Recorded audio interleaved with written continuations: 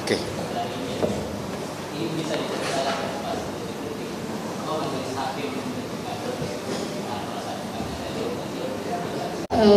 Deg-degan karena kalau mendengar suara dari apa yang dibacakan oleh Pak Hakim tadi agak menegangkan.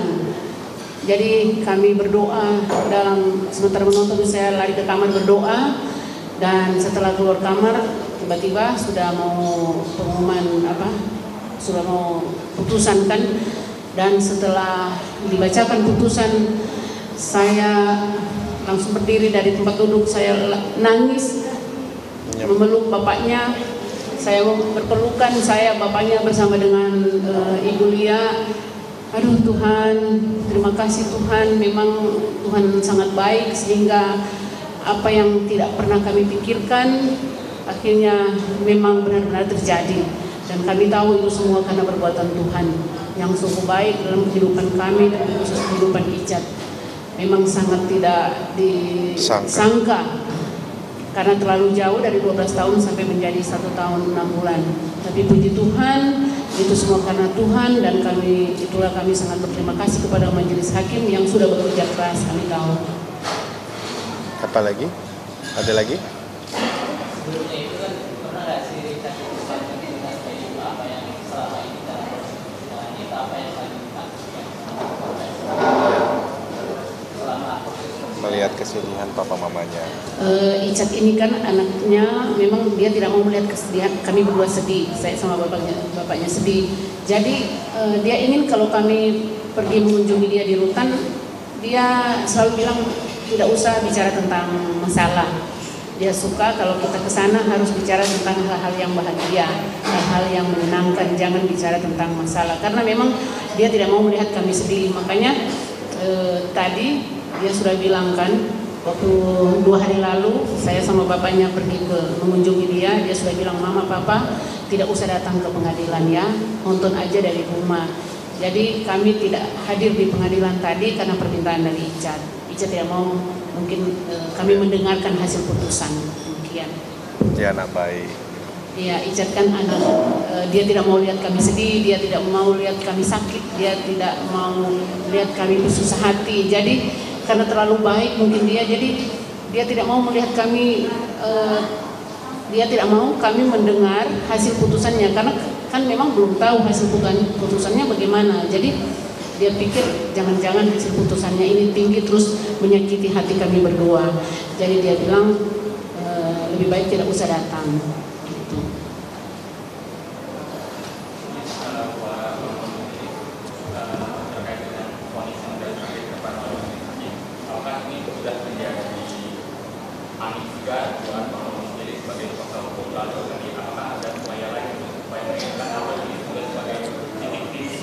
Ya, terima kasih bahwa kami tim penasihat hukum memang belum menerima salinan putusan secara utuh, tetapi tadi kami sudah berdiskusi bahwa target dari kami tim penasihat hukum sesuai dengan harapan bahwa target kami adalah Richard Eliezer di bawah 5 tahun.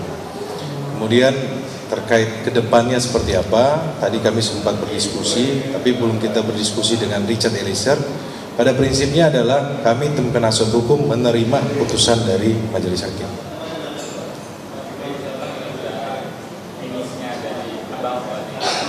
Ya, tentunya kan ini prosesnya kan kita lihat dari jaksa penuntut umum ya. Kan jaksa penuntut umum dalam hal ini kan punya kesempatan untuk mengajukan banding. Nah, kita akan lihat apakah jaksa penuntut umum banding atau tidak, atau jaksa penuntut umum menggunakan diskresinya untuk tidak mengajukan banding. Kita tidak tahu.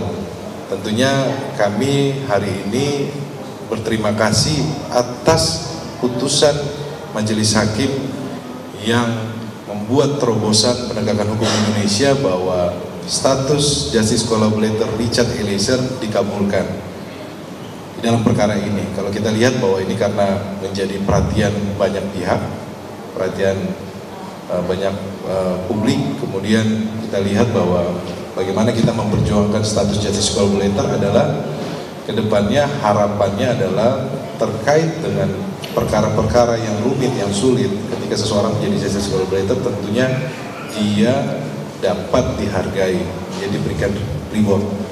Itu sesuai dengan amanat undang-undang. Tapi kami bersyukur bahwa putusan hari ini mengakomodir Richard Eliezer sebagai justice collaborator. Pak, ini tambahan tadi mungkin sudah beredar terkait dengan abang yang sangat terharu setelah mendengar putusan di luar dari ruang sidang. Mungkin bisa abang ceritakan bang bagaimana rasanya terharu ketika mendengar putusan kami luar sidang, lalu abang sampai mengeluarkan air mata. Ya, kalau saya sampai terharu memang ya karena dari awal tanggal 10 Agustus saya kan ikut mendampingi Richard. Saya tahu bagaimana proses bangkitnya seorang Richard Eliezer. Dari awal saya mendampingi Richard Eliezer penuh dengan ketakutan, kemudian dia trauma, terus bagaimana dia bangkit, dia berusaha untuk percaya diri, untuk mengalahkan rasa takutnya. Hal-hal tersebut yang saya ikuti dari awal, sehingga di dalam proses persidangan dinamikanya kita lihat ya, bahwa pembuktian kita sudah bagus, kemudian ada tuntutan. Ya berbeda pandangan dengan jaksa penuntut umum itu adalah hal yang biasa. Tetapi kita melihat bahwa dinamika persidangan ini kan menguras energi, menguras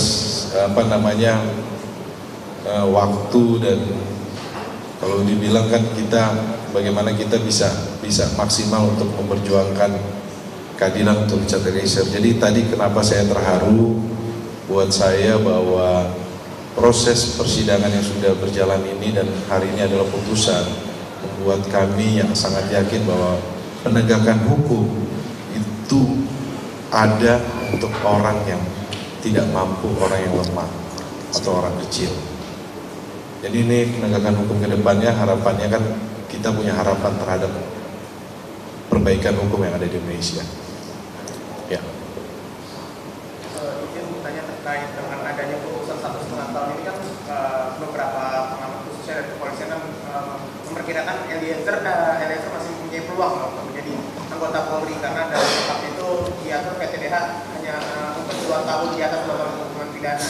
Nah kalau dari pihak keluarga sendiri apakah sudah mengetahui atau niat apakah dalam kasus ini Eliezer masih tetap ingin melanjutkan sebagai anggota Polri atau memutuskan ya udah ini sebagai pelajaran dan tidak memutuskan sebagai anggota Polri? Biar nanti ibunya yang menjawab ya, lebih tepat. Harapan tetap menjadi anggota Polri. Kalau harapan menjadi seorang anggota